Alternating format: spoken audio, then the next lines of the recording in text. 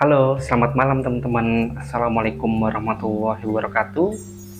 Perkenalkan, nama saya Subekti Fajar Fakih. Saya adalah seorang master instruktur di Gusmus Raksa Jasad.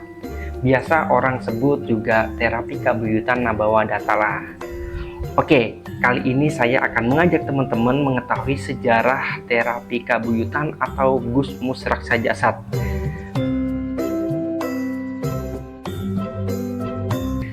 Jadi kita tarik dulu nih terapinya dari mana. Jadi terapi Gusmus Raksa Jasad ini adalah sebuah terapi yang berasal dari Sumedang.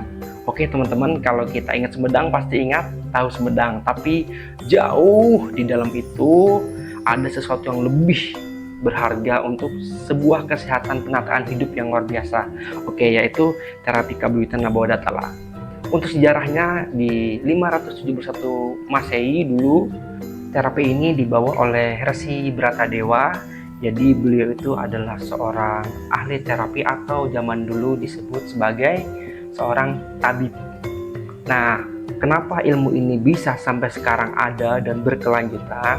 Karena ilmu ini ada ilmu empiris turun-temurun. Jadi generasi berikutnya setelah Resi Bratadewa, ilmu ini diturunkan panjang, kemudian ke Pangeran Kornel, ke Buyut Eleng, ke Ki Madharo, kemudian ke Pak Sutyarna. Nah, perlu rekan-rekan ketahui, Pak Sutyarna ini nantilah yang akan menurunkan kitab ini ke anaknya yang sekarang dikenal dengan Gusmus Terapi. Oke, untuk sekarang Gusmus Terapi diturunkan ke Buya Agus Muslim dari Pak Sutyarna. Jadi Pak Sutyarna itu adalah bapak dari seorang Buya Agus Muslim. Kenapa terapi ini pun dinamakan sebagai terapi Gusmus Raksa Jasad? Karena diambil dari akronim atau singkatan nama beliau, Agus Muslim, diambil menjadi Gusmus. Nah, jadi terkenal dari dulu sampai sekarang terapi kita itu adalah terapi Gusmus Raksa Jasad, atau sekarang lebih dikenal dengan terapi kabuyutan Nabawa Datala.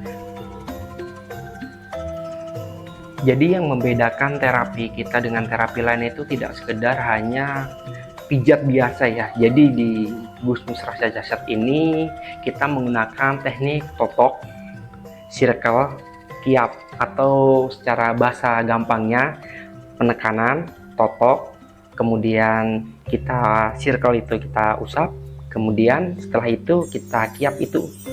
Nah, usap ya, jadi untuk menghilangkan rasa sakit. Nah, seperti itu perbedaannya.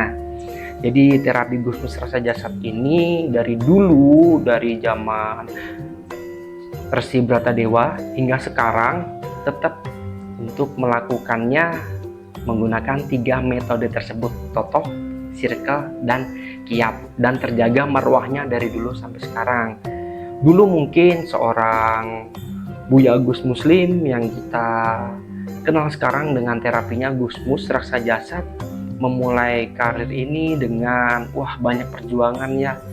Dulu itu belum punya legalitas, tapi beliau yakin bakal besar, dan alhamdulillah sampai sekarang teman-teman, sampai detik ini kita sangat luar biasa perkembangannya. Salah satunya kita punya LSP, Lembaga Sertifikasi Profesi dari BNSP. Jadi prosesnya itu tidak mudah teman-teman ya. Kalau tidak sesuai metodologinya dan lain-lainnya, itu bisa dibayangkan sangat susah untuk diterima atau di ACC legalitas oleh negara.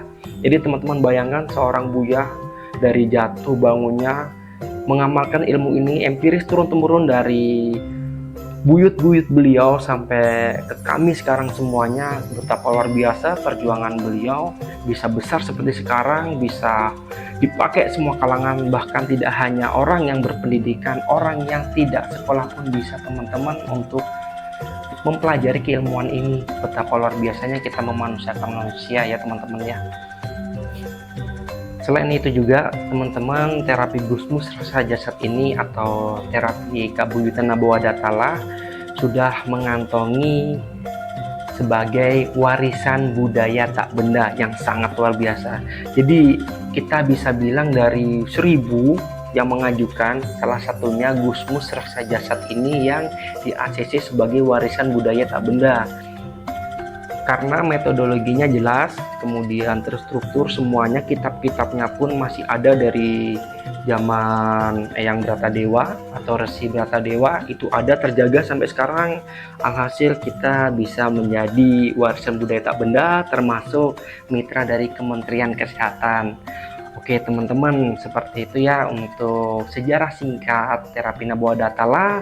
Untuk teman-teman yang tertarik mau belajar atau mau berobat, mau diterapi bahasa gampangnya oleh terapi kabuyutan Gusmus Praksa Jasad, nah teman-teman bisa hubungi kontak kita di bawah ini teman-teman ya.